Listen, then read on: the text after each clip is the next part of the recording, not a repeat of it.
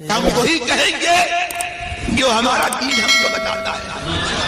عمل کرو تو تمہارا بھلا ہے، نہیں کوئی عمل کرے تو نقصان ہمارا نہیں ہے، اسی کا نقصان. بسم اللہ الرحمن الرحیم.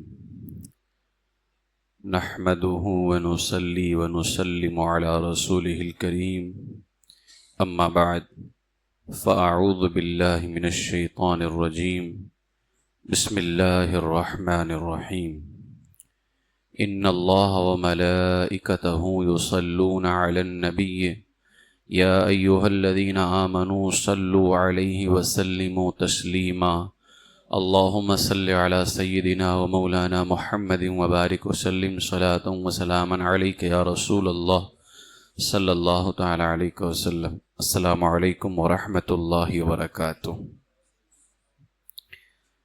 اس سے پہلے مسائل شرعیہ کے درس میں آپ سے کہا گیا تھا کہ آپ تمام حضرات 6 چیزیں کم سے کم یاد کر لیں.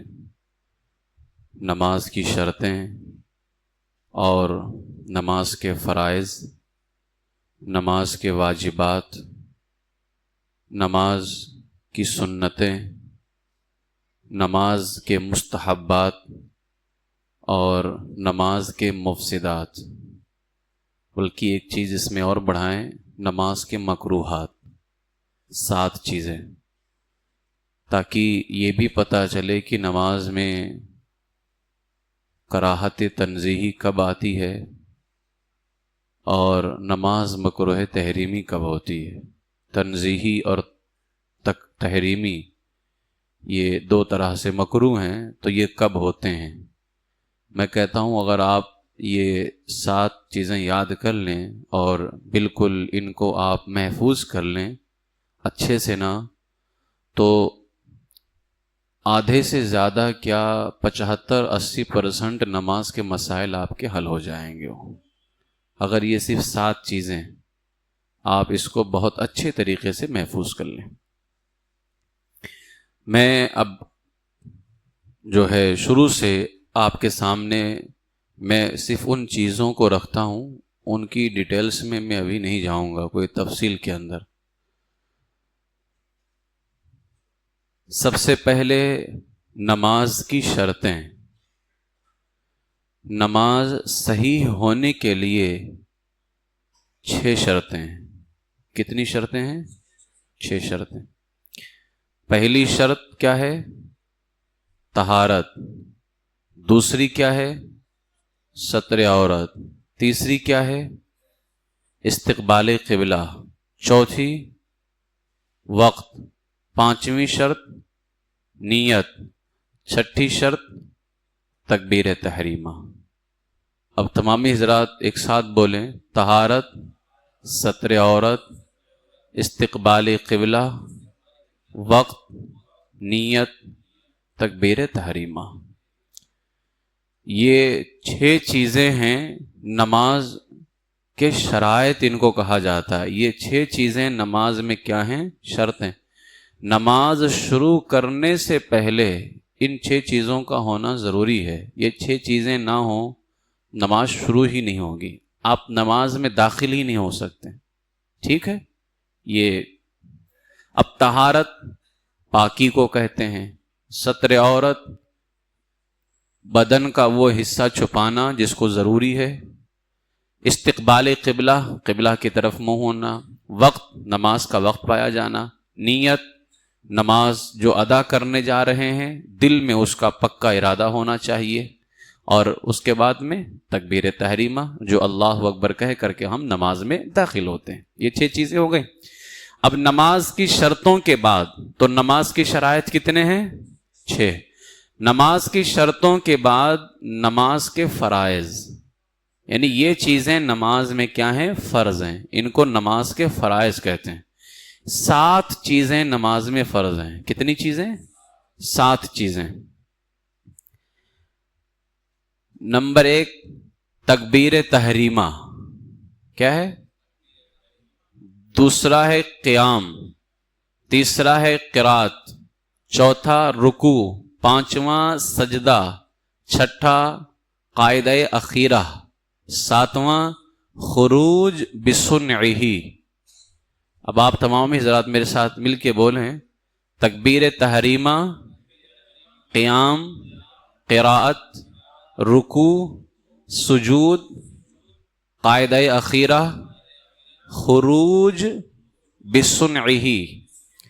خروج کا معنی ہوتا ہے، کچھ لوگوں کو اس میں سے کچھ یاد رہتا ہے، آخری تو کسی کو شاید یاد رہتا بھی ہے، جس کو تو وہ نام نہیں بول پاتا ہے بیچارہ. خروج کا معنی ہوتا ہے نکلنا، جس کو انگلش میں ایگزٹ کہتے ہیں.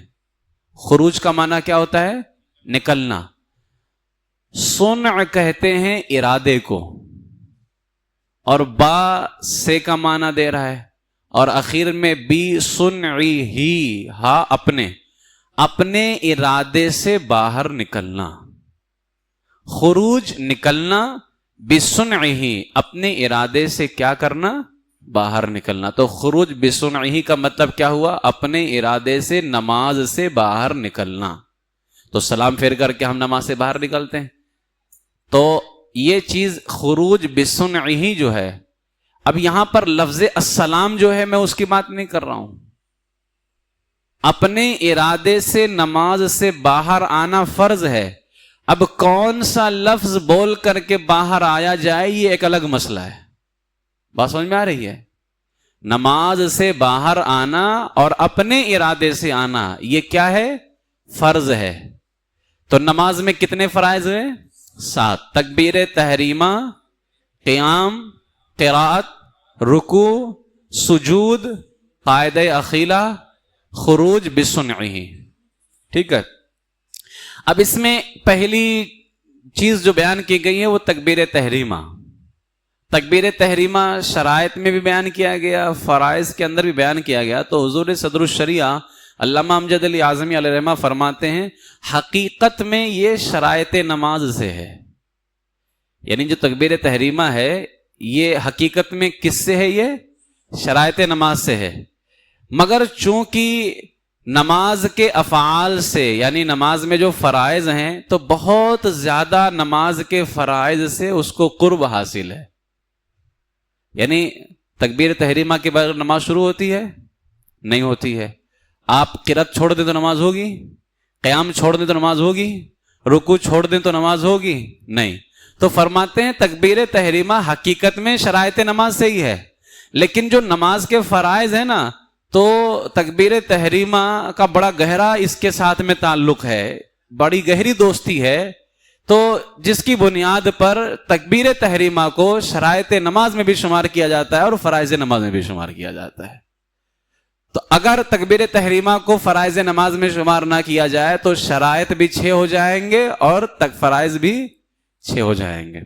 اور اگر شرائط کو وہاں پر بھی شمار کیا جائے، یہاں پر بھی شمار کیا جائے، تو شرائط نماز کتنے ہوں گے؟ 6. فرائض نماز کتنے ہوں گے؟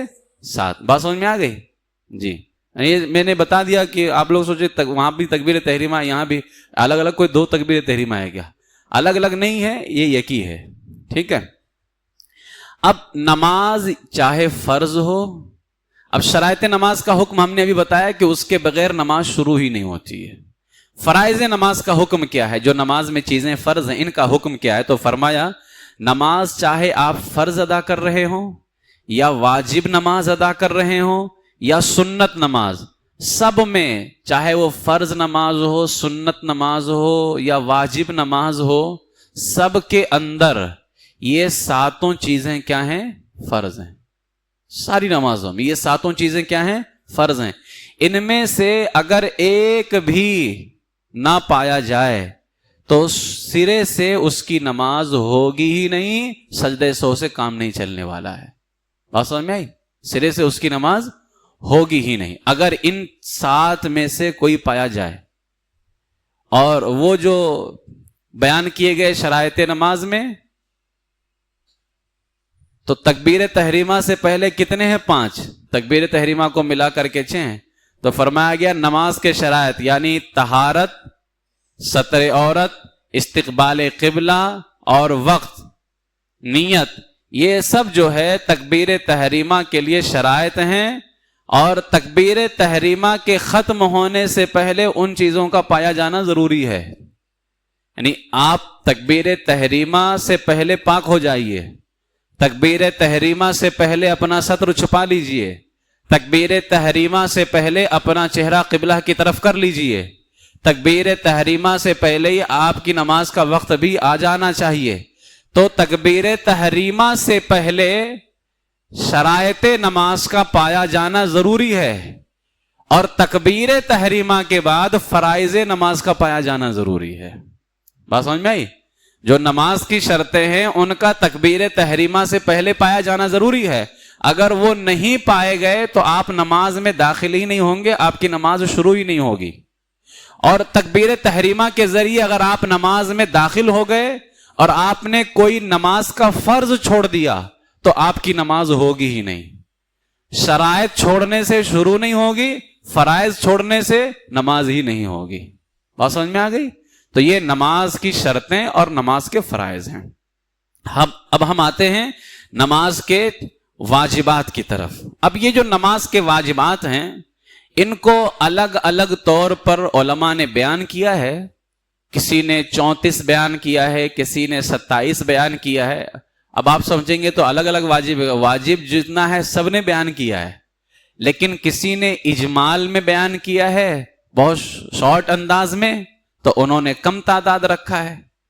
اب جیسے مثال کے طور پر صرف ایک مثال دیتا ہوں، سورہ فاتحہ میں کتنی آیتیں ہیں؟ اتنا بھی یاد نہیں ہے، کتنی؟ 7 آیتیں۔ 7 آیتیں پڑھنا واجب ہے۔ اب کسی عالم نے بیان کیا سورہ فاتحہ کی پہلی آیت بھی واجب، دوسرا نمبر لگایا، دوسری بھی واجب، تیسری بھی واجب، تو 7 واجب ہو گئے۔ اور کسی نے ایک ہی بیان کر کے کہہ دیا سورہ فاتحہ پورا پڑھنا واجب ہے، تو اب تفصیل میں تو 7 واجب ہے، اور شارٹ انداز میں صرف اتنا کہہ دو کہ سورہ فاتحہ پورا پڑھنا واجب ہے، تو وہ ایک ہو گیا۔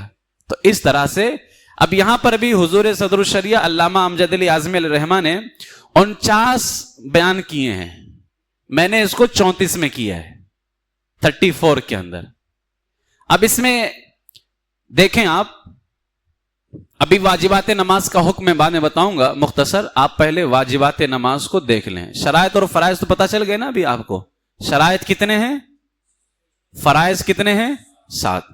اب واجبات دیکھیں، اب اس کے بعد میں ہم جو ہے باقی سنن مستحبات سب بعد میں بتائیں گے، صرف آج یہ واجبات اخیر میں دیکھ لیں۔ نمبر 1، تکبیر تحریمہ نماز میں شرط ہے، فرض بھی ہے۔ اب تکبیر تحریمہ میں کون سا لفظ بولا جائے؟ جو ہم لفظ بول کر کے نیت باندھتے ہیں تو کون سا لفظ بولا جائے؟ تو کہا اللہ اکبر، تو اللہ اکبر بولنا کیا ہو گیا؟ واجب ہو گیا۔ ٹھیک ہے، تکبیر تحریمہ فرض ہے، شرط ہے، اس میں اللہ اکبر بولنا کیا ہے؟ واجب ہے، ایک ہو گیا۔ دوسرا، اب حضور صدر الشریعہ نے یہاں جب دوسرا باندھا تو کہا 2 تا 8، یعنی 2 سے لے کر کے 8 تک، 2 3 4 5 6 7 8، تو یہ 7 آیتیں سورہ فاتحہ کی بیان کی ہیں، تو انہوں نے 2 سے 7 تک کے بیان کیا ہے، تو اس کو ہم نے پورا 2 کر دیا ہے نا۔ تو فرمایا الحمد پڑھنا، دوسرا واجب کیا ہے؟ الحمد پڑھنا، یعنی اس کی 7 آیتیں کہ ہر ایک آیت مستقل واجب ہے، ان میں ایک آیت تو کیا بلکہ ایک لفظ کو چھوڑنا بھی واجب کو چھوڑنا کہلائے گا۔ یعنی سورہ فاتحہ کی پوری آیت تو واجب ہے ہی، اگر کسی نے سورہ فاتحہ کا ایک لفظ بھی چھوڑ دیا اور پوری سورہ فاتحہ پڑھ لیا، کسی نے پوری سورہ فاتحہ پڑھ لیا لیکن جو ہے صراط الذین انعمت علیہ پڑھ کر کے آگے بڑھ گیا، میم چھوڑ دیا، تو یہ سورہ فاتحہ کا ترک لازم آئے گا۔ علیہم ہے، اگر کسی نے علیہ پڑھا، ایک لفظ چھوڑا ہے میم، تو سورہ فاتحہ کو چھوڑنا لازم آئے گا، واجب کو چھوڑنا پایا جائے گا۔ بس سمجھ میں آئی؟ تو یہ دوسرا واجب کیا ہے؟ پہلا واجب ہے تکبیر تحریمہ میں اللہ اکبر کہنا، کیا ہے واجب؟ دوسرا کیا ہے؟ مکمل سورہ فاتحہ پڑھنا۔ اب آپ اس کو اس طرح سے بولیں، کیا؟ مکمل۔ جب مکمل بولیں گے تو ہر آیت ہر لفظ اس کے اندر شامل ہو گیا. مکمل سورہ فاتحہ پڑھنا کیا ہے؟ واجب ہے. یہ دوسرا واجب. تیسرا ہے فرض کی پہلی 2 رکعتوں میں اور وتر، سنت، نفل، یہ جو نمازیں ہیں، وتر کی نماز، سنت نماز، نفل نماز، تو ان نمازوں کی تمام رکعتوں میں فرض کی پہلی 2 میں، ابھی اخیر کی 2 کی طرف آپ نہیں جائیے کیونکہ اخیر کی 2 رکعتوں میں کچھ بھی واجب نہیں ہے. ٹھیک ہے؟ اخیر کی 2 رکعتوں میں کیا ہے؟ کچھ بھی واجب نہیں ہے. فرض کی پہلی 2 رکعتوں میں، سنت، وتر اور نفل کی تمام رکعتوں میں الحمدللہ پڑھنے کے بعد میں سورہ ملانا کیا ہے؟ واجب ہے. اب سورہ ملانا کتنا؟ ایک چھوٹی آیت جیسے انا اعطینا کل کوثر، یا 3 چھوٹی آیتیں جو ایک بڑی آیت کے برابر ہو، جیسے ثم نظر، ثم عبس وبصر، ثم ادبر واستکبر. ٹھیک ہے؟ یعنی 3 آیتیں ملانا واجب ہے. اب وہ 3 آیتیں چاہے ایک بڑی آیت ہو جائے. اب اس میں علماء نے بیان کیا کہ 3 آیتیں کب ہوتی ہیں، تو فرمایا اگر کوئی ایسا جملہ، ایسا سینٹینس ہے، ایسا کلمہ ہے جس میں 27 حروف، 27 ورڈز پائے جا رہے ہیں تو 3 چھوٹی آیتیں ہو جاتی ہیں وہ. ٹھیک ہے؟ اب اگر آپ انا اعطینا کل کوثر پڑھ لیں یہ سورہ تو 3 آیتیں ہو گئی ہیں. انا اعطینا کل کوثر فصل، بلکہ اس سے زیادہ ہو گیا ہے. انا اعطینا کل کوثر فصل لربک وانحر ان شانئک هو الابتر. تو یہ تیسرا واجب کیا ہے؟ فرض کی پہلی 2 رکعتوں میں، سنت، نفل اور وتر کی تمام رکعتوں میں سورہ فاتحہ کے بعد میں کیا ملانا؟ سورہ.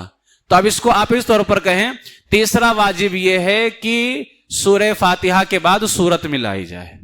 سورہ فاتحہ کے بعد کیا کیا جائے؟ سورت ملایا جائے. چوتھا فرض نماز کی پہلی 2 رکعتوں میں قرأت واجب ہے. فرض نماز کی پہلی 2 رکعتوں میں قرأت واجب ہے. اخیر کی 2 رکعتوں میں قرأت واجب نہیں ہے. یہ چوتھا فرض ہے.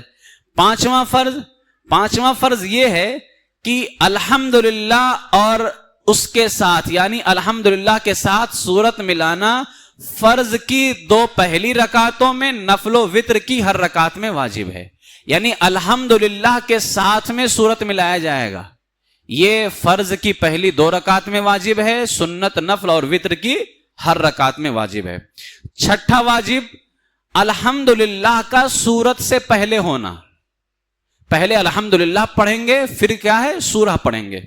7واں واجب ہر رکعت میں سورت سے پہلے ایک ہی مرتبہ الحمدللہ پڑھیں گے. اب اگر چھٹے اور 7ویں واجب کو ملا دیا جائے تو دونوں ایک واجب ہو جائیں گے کہ الحمدللہ سورت سے پہلے ایک مرتبہ پڑھنا.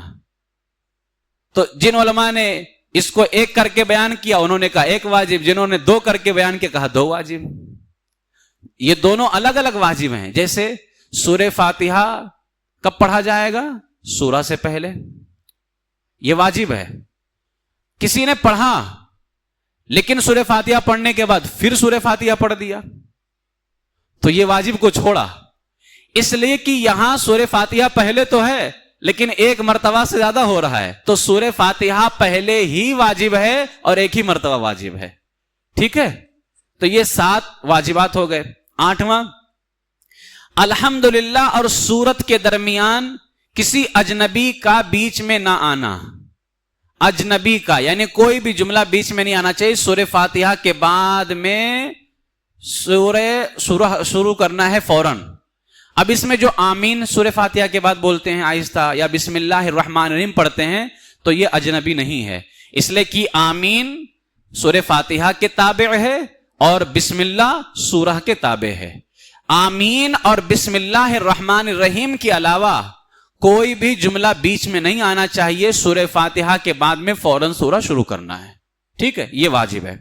9واں واجب قرأت کے بعد جب آپ قرأت کر لے جائیں فوراً رکوع کرنا. فوراً کیا کرنا؟ رکوع کرنا، یہ واجب ہے.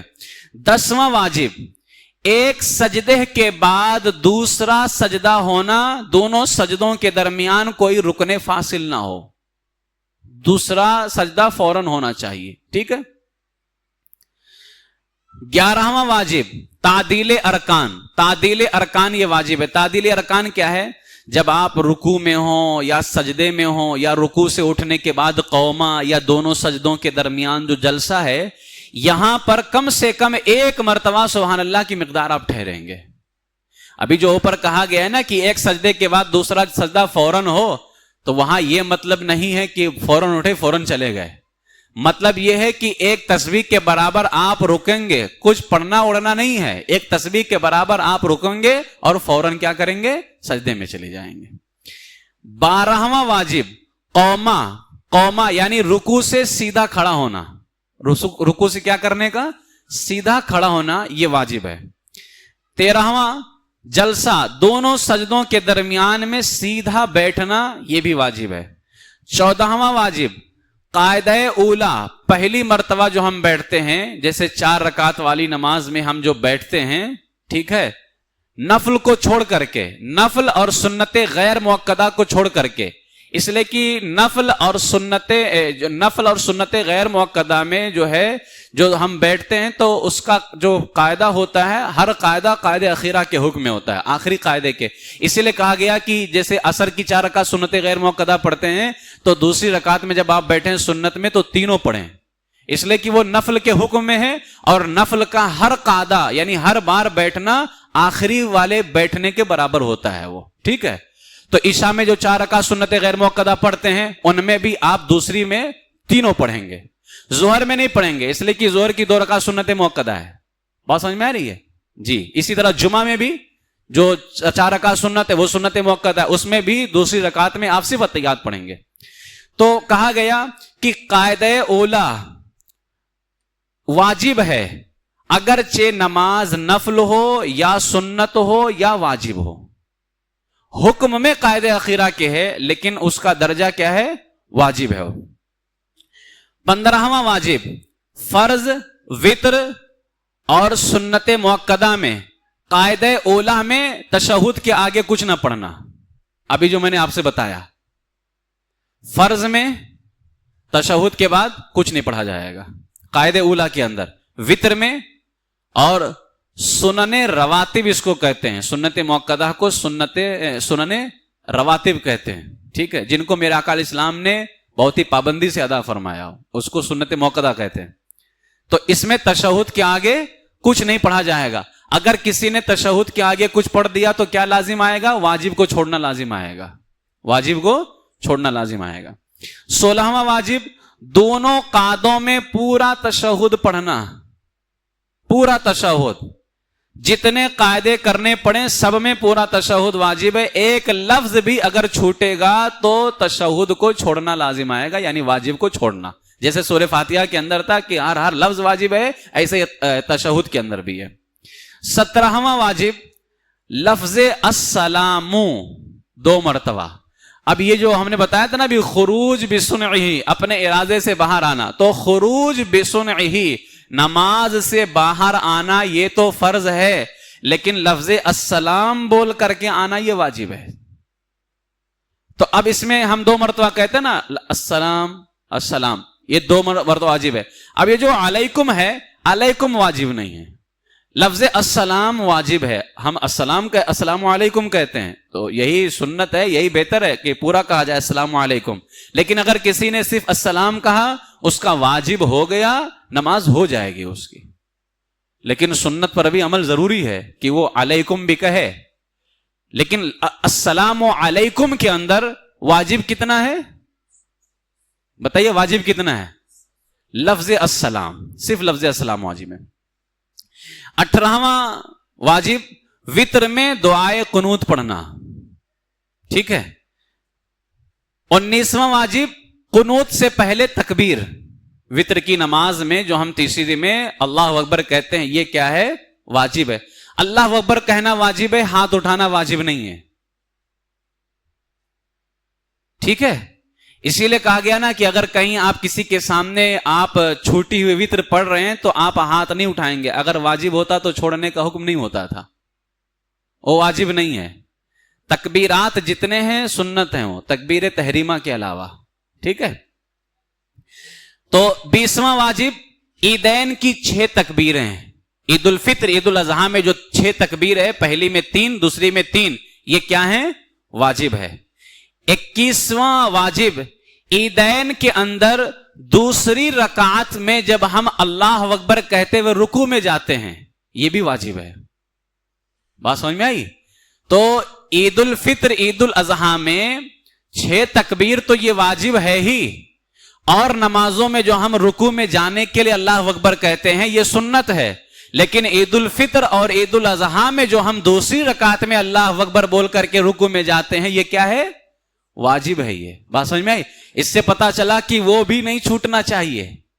اب جیسے مثال کے طور پر میں نے ظہر کی نماز میں, یا آپ ظہر کی نماز ادا کر رہے ہیں اور دوسری رکعت میں یا کسی بھی رکعت میں آپ رکوع میں جانے کے لیے سورہ ختم کیے اور یاد نہیں تھا, فوراً رکوع میں چلے گئے, تو اب آپ کو پلٹ کے آنے کی ضرورت نہیں ہے. اس لیے کہ یہاں تکبیر سنت ہے, یہاں تکبیر سنت ہے, آپ کی نماز ہو جائے گی, سجدے سو کی بھی ضرورت نہیں ہے. لیکن عید الفطر اور عید الاضحیٰ میں جو دوسری رکعت, پہلی رکعت میں جو اللہ اکبر بول کر کے جاتے وہ مراد نہیں یہاں پہ. ٹھیک ہے, اس لیے کہ پہلی رکعت میں نہیں, دوسری رکعت کے اندر جو ہم رکوع میں اللہ اکبر بول کر کے جاتے ہیں عید الفطر میں عید الاضحیٰ میں, وہ تکبیر کیا ہے؟ واجب ہے. ٹھیک ہے. 22واں واجب اس تکبیر کے لیے لفظ اللہ اکبر ہونا, یعنی عیدین میں جو 6 تکبیریں ہوتی ہیں اس کے لیے اللہ اکبر واجب ہے. رکوع میں جو جاتے ہیں عیدین میں, عید الفطر یا عید الاضحیٰ میں دوسری رکعت کے رکوع میں, اس کے لیے بھی اللہ اکبر بولنا کیا ہے؟ واجب ہے. 23واں واجب ہر جہری نماز میں امام بلند پڑھے گا, فجر مغرب عشاء. 24واں واجب غیر جہری نماز, سری نماز, ظہر عصر, ان میں امام آہستہ پڑھے گا. 25واں واجب نماز میں جتنے واجبات ہیں ان کو ان کی جگہوں پر ادا کرنا, اور جو فرض ہیں ان کو ان کی جگہوں پر ادا کرنا. جیسے سورہ فاتحہ پہلے واجب ہے تو پہلے ادا کرنا, سورہ بعد میں واجب ہے تو بعد میں پڑھنا. ٹھیک ہے, یہ بھی واجب ہے. 26واں واجب رکوع کا ہر رکعت میں کتنی مرتبہ ہونا؟ 1 مرتبہ ہونا, یہ واجب ہے. رکوع فرض ہے, 1 بار ہونا واجب ہے. دونوں میں بہت فرق ہوتا ہے. اس لیے میں کہہ رہا ہوں اگر آپ یہ 6-7 چیزیں سمجھ گئے نا تو بہت مسئلہ حل ہو جائے گا نماز کا آپ کا. رکوع فرض ہے, 1 مرتبہ ہونا کیا ہے؟ واجب ہے. پتا چلا اگر کسی نے 2 مرتبہ رکوع کر لیا تو اس کا فرض چھوٹا کہ واجب چھوٹا؟ واجب چھوٹا. فرض تو اس نے کر لیا, رکوع فرض ہے, 1 مرتبہ ہونا واجب ہے. اگر 1 سے زیادہ بڑھائے گا تو واجب چھوٹے گا. بات سمجھ میں؟ 27واں واجب ہر رکعت میں 2 سجدے ہونا. ہر رکعت میں کتنے سجدے ہونا؟ 2 سجدے ہونا, یہ واجب ہے. ٹھیک ہے, یہ کیا ہے؟ واجب ہے. اگر کسی نے 3 کر لیا تو واجب چھوٹے گا. اچھا اگر کسی نے 2 سے کم 1 کر لیا تو واجب چھوٹے گا کہ فرض چھوٹے گا؟ ہر رکعت میں فرض چھوٹ جائے گا. فرض سجدہ فرض ہے, 2 مرتبہ واجب ہے, اس کا مطلب یہ ہے کہ 2 سے آگے جو بڑھائے گا اس کا واجب چھوٹے گا. ٹھیک ہے, ہر رکعت میں دونوں سجدے کیا ہیں؟ فرض ہیں. یہ ہر رکعت میں دونوں سجدے فرض ہے. 2 ہی بار ہونا یہ واجب ہے. سمجھے؟ 2 فرض ہیں اور 2 ہی میں جب اس میں ہی لگا دیں گے تو کیا ہوگا؟ یہ واجب. کہنے کا مطلب یہ ہے کہ 2 سے زیادہ نہیں کیا جائے گا. اگر کسی نے 2 سے زیادہ کیا تو فرض نہیں چھوٹ رہا ہے, فرض تو 2 تھا وہ ہو گیا ہے. اگر 2 سے زیادہ کیا تو چھوٹے گا کیا؟ واجب چھوٹے گا. یہ اس لیے ہی کا مطلب سمجھنا بھی ضروری ہے. 28واں واجب دوسرے سے پہلے, یعنی دوسری سے پہلے قادہ نہ کرنا. دوسری سے پہلے قادہ نہ کرنا مطلب قادہ ابھی بتایا یعنی دوسری کی رکعت جو ہے اس میں قاعدہ اولا کیا ہے؟ وہ دوسری رکعت میں قاعدہ اولا کیا ہے؟ واجب ہے. اگر کسی نے وہ قاعدہ نہ کیا تو واجب چھوٹے گا. ٹھیک ہے. اسی طریقے سے 4 رکعت والی میں تیسری رکعت پر قاعدہ نہ کرنا یہ واجب ہے. ٹھیک ہے. جس طرح دوسری رکعت میں قاعدہ واجب ہے، اگر کسی نے دوسری رکعت میں بیٹھنا چھوڑ دیا تو کیا چھوڑے گا؟ وہ واجب چھوڑے گا. رہا پہلی رکعت اور تیسری رکعت، تو پہلی اور تیسری میں قاعدہ نہیں کرنا ہے، بیٹھنا نہیں ہے. اگر کوئی بیٹھ گیا تو کیا ہوگا؟ واجب چھوڑے گا. ٹھیک ہے. دوسری رکعت میں بیٹھنا واجب، نہیں بیٹھا تو واجب چھوٹے گا. چوتھی رکعت میں تو فرض ہے نا، قاعدہ اخیرہ فرض ہے نا. اب بچے کون سی رکعتیں؟ پہلی اور تیسری. تو پہلی اور تیسری میں بیٹھنا نہیں ہے، یہ واجب ہے. اگر بیٹھا تو کیا چھوڑا؟ واجب چھوڑے گا. بات سمجھ میں آ گئی؟ 30واں واجب، آیت سجدہ پڑھی ہو اور سجدے تلاوت نہ کرے. یعنی قرآن شریف میں کوئی سورہ پڑھی جس میں سجدے والی آیت تھی اور وہ پڑھنے کے بعد بھی سجدہ نہ کیا تو کیا چھوڑا اس نے؟ واجب چھوڑا. 31واں واجب، نماز میں سہو ہوا، غلطی ہو گئی، کوئی واجب چھوٹ گیا تو اب کیا واجب ہے اس کے اوپر؟ سجدہ سہو. یہ بھی 31واں واجب.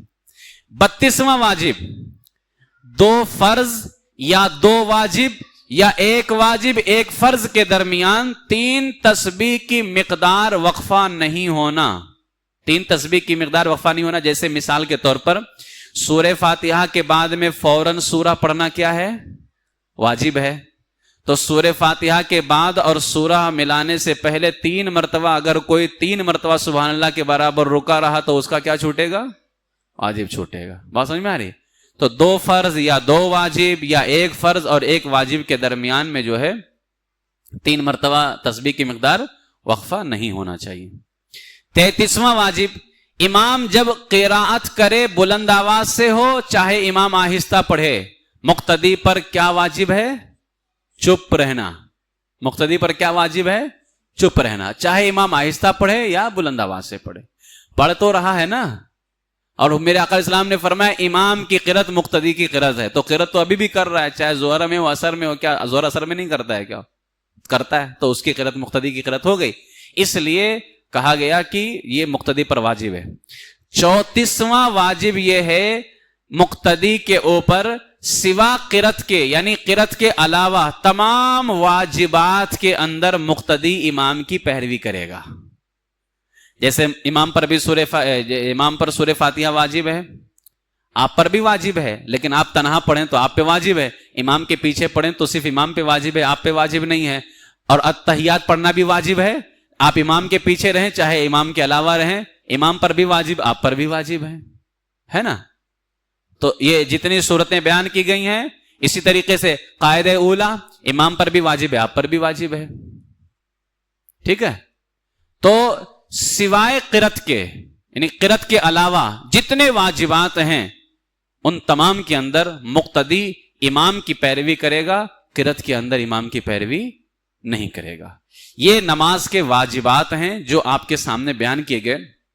اب اس کا حکم کیا ہے؟ اس کا حکم یہ ہے نماز کے واجبات کا، اگر ان واجبات نماز میں سے کوئی واجب غلطی سے چھوٹ جائے تو سجدہ سہو واجب ہے، سجدہ سہو کرنے سے نماز ہو جائے گی. اگر کسی نے سجدہ سہو چھوڑ دیا تو اب اس نماز کو دوبارہ پڑھنا واجب ہوگا. بات سمجھ میں آئی؟ اگر واجبات غلطی سے چھوٹ جائیں تو سجدہ سہو سے نماز ہو جائے گی. ٹھیک ہے. اور اگر سجدہ سہو کسی نے چھوڑ دیا تو نماز کو اب دوبارہ پڑھنا واجب ہوگا. اور اگر ان واجبات کو کسی نے جان بوجھ کر کے چھوڑا تو سجدہ سہو سے نماز ہوگی؟ ہرگز نہیں ہوگی. بات سمجھ میں آ رہی ہے؟ تو سجدہ سہو واجب کب ہوتا ہے؟ جب نماز کے واجبات میں سے کوئی واجب غلطی سے چھوٹ جائے تو سجدہ سہو واجب ہو جاتا ہے. یا نماز کے جو فرائض ہیں ان کو ادا کرنے میں تاخیر ہو جائے، ان کو ادا کرنے میں تاخیر ہو جائے. فرض اگر نماز کا چھوٹ جائے، جیسے مثال کے طور پر سجدہ کسی کا چھوٹ گیا تو فرمایا گیا کہ اگر اب سجدہ فرض ہے نا، تو کہا گیا اگر کسی کا سجدہ چھوٹ گیا، آپ نے سجدہ کیا اور ابھی آپ جو ہے اٹھے تھے کہ آپ کو یاد آ گیا کہ میرا سجدہ چھوٹ گیا ہے، تو کہا گیا کہ وہ فوراً سجدہ کر لے، فوراً کیا کرے؟ سجدہ کر لے. آخر میں سجدے سو کر لے گا، نماز ہو جائے گی. اگر فرض نماز کے اندر یا جو بھی نمازیں ہیں ان میں اگر فرائض چھوٹ جاتے ہیں، فرائض چھوٹ جانے کا مطلب یہ ہے کہ فرض چھوٹا اور فوراً یاد آ گیا اور اس نے ادا کر لیا، یہ الگ بات ہے کہ تاخیر سے ادا کیا ہے، الگ بات ہے کہ تاخیر سے ادا کیا تو سجدے سو سے نماز ہو جائے گی. لیکن فرض چھوٹا اور ادا ہی نہیں کیا تو نماز نہیں ہوگی. سمجھے؟ فرض ادا کیا لیکن تاخیر سے ادا کیا، دیر سے ادا کیا تو سجدے سو سے نماز اس کی ہو جائے گی. تو فرض اور واجب میں یہ فرق ہے کہ فرض تاخیر سے ادا کیا تو سجدے سو سے نماز ہو جائے گی، اور واجب پورا چھوٹ گیا، بھول گیا تھا، تو واجب تاخیر سے ادا کرنا نہیں ہے بلکہ واجب چھوٹ ہی گیا ہے، بھول ہی گیا ہے، تو سجدے سو سے نماز ہو جائے گی. لیکن اگر فرض پورا چھوٹ گیا، کیا ہی نہیں، تو سجدے سو سے کام چلے گا؟ نہیں، سجدے سو سے کام نہیں چلے گا. یہ نماز کی شرطیں تھیں، نماز کے فرائض تھے اور نماز کے واجبات تھے. آپ کیا کریں میں آپ کو بتاتا ہوں. ابھی دیکھو الحمدللہ ہم نے رمضان شریف میں اعلان کیا تھا لائبریری کے لیے. ابھی آپ دیکھیں گے یہ بغل میں دکھ رہا ہے، یہیں سے دکھ رہا ہے نا لائبریری، یہ آپ کے لیے بنوائی گئی ہے. ابھی اس میں بہت ساری کتابیں آنی باقی ہیں، انشاءاللہ تعالیٰ لے کر کے آئیں گے. ہماری خواہش یہ ہے کہ ہماری عوام خود بیٹھ کر کے پڑھے. بہت دلی خواہش ہے کہ آپ دین سے قریب رہیے. وہاں پر ایک کتاب ہے بہار شریعت. بہار شریعت، اب میں جس سے درس دے رہا ہوں اس کے اندر تو میں نے پورا وہ ٹک لگا کر کے رکھا ہوا ہے، میں لگا دیتا ہوں. آپ اس کے اندر یہ کر لیجئے گا، میں انشاءاللہ تعالیٰ اس میں بھی جو میں نے یہاں ٹک لگایا لگا دوں گا. تو بہار شریعت کے تیسرے حصے کے اندر، بہار شریعت، وہاں پر آپ جب دیکھیں گے بہار شریعت اردو میں ہے. اب میں اس کو ہندی میں بھی لاؤں گا، ہندی میں بھی ہے، تو بہار شریعت اردو میں وہاں پر ہے. تو بہار شریعت اردو میں جب آپ دیکھیں جائیں گے تو ایک طرح سے 6 کتابیں نظر آئیں گی. آپ پہلی کتاب نکالیے گا. پہلی کتاب میں صفحہ 475 پر 475 پر نماز کی شرطیں ہیں. اس کے بعد صفحہ 507 507 پر نماز کے فرائض ہیں. اس کے بعد صفحہ 517 517 پر نماز کے واجبات ہیں. آپ اس کو صرف یاد کر لیجئے بس. آپ ابھی اس کی تفصیل مت جائیے، آپ صرف اس کو یاد کر لیجئے کہ نماز میں واجب کون کون ہیں، نماز میں فرض کیا کیا ہیں، نماز میں شرط کیا کیا ہیں. آپ یاد کر کے آ جائیے. میں آپ کو اس کا چند الفاظ کے اندر بہت مختصر انداز میں آپ کو میں اس کا حکم بتا دوں گا. آپ کو زیادہ تفصیل میں جانے کی بس لیکن اتنا یاد کر لیجئے گن کر کے اس کو، فرائض، شرائط اور واجبات. ٹھیک ہے؟ تو آپ خالی وقت میں وہاں بیٹھیے اور جو ہے وہاں پہ اس کو گھر لے جانے کی اجازت نہیں ہے. مسجد کے نام پہ وقف ہے ہو تو مسجد کی چیزیں مسجد میں ہی استعمال، اور ان کتابوں کے لیے بھلائی بھی اسی میں ہے، کیونکہ اگر ہم گھر لے کر کے جائیں گے تو اس کے ساتھ پتہ نہیں کیا سلوک کریں گے. ہم مسجد میں رہیے، قبلہ کی طرف منہ کیجئے، وضو بنائیے، درود شریف پڑھیے، اور جو توجہ آپ مسجد میں رکھ سکتے ہیں گھر پہ نہیں رکھ سکتے. آپ کچھ نہ کیجئے، آپ 5 منٹ کے لیے بیٹھیے، شرائط نماز پڑھ کر کے چلے جائیے. آپ چلے جائیے، آپ کو زیادہ وقت دینا ہی نہیں. لوگ سمجھتے ہیں کہ ہم یار لائبریری تو زیادہ وقت دینا پڑے گا. نہیں، آپ اگر روزانہ ایک مسئلہ یاد کریں نا بہار شریعت سے نماز کے حوالے سے، ایک مسئلہ روز، سال میں 365 مسئلے یاد ہو جائیں کہ نہیں؟ اچھے لوگوں کو 365 مسئلے یاد نہیں ہوں گے. صرف روزانہ ایک مسئلہ آپ کو یاد کرنا ہے بس. کتنا فائدہ ہوگا. لائبریری ہماری زینت ہے، ہماری پہچان ہے، ہماری شان ہے، ہمارا وقار، ہماری عزت ہے. یہی وجہ ہے کہ جہاں کہیں بھی غیروں نے حملہ کیا نا اسلامی ملکوں پر، وہاں کی لائبریری کو ضرور جلایا ہے. بغداد پر جب حملہ کیا تاتاریوں نے، منگولوں نے، تو بغداد کی اسلامی لائبریری کو جلایا اور پورا خاک اٹھا کر کے دریائے دجلہ کے اندر پھینک دیا. اٹھا کیوں معلوم؟ غیر جانتے ہیں کہ مسلمانوں کی دولت اور مسلمانوں کی طاقت یہی ہے. جبھی بھی مسلمانوں کا ایمان کمزور ہوتا ہے انہی کتابوں سے مضبوط کیا جائے گا، ان کے اعمال کو انہی کتابوں سے مضبوط کیا جائے گا. یہی وجہ ہے کہ غیر جب بھی حملہ کرتا ہے ہماری لائبریری پہ حملہ کرتا ہے.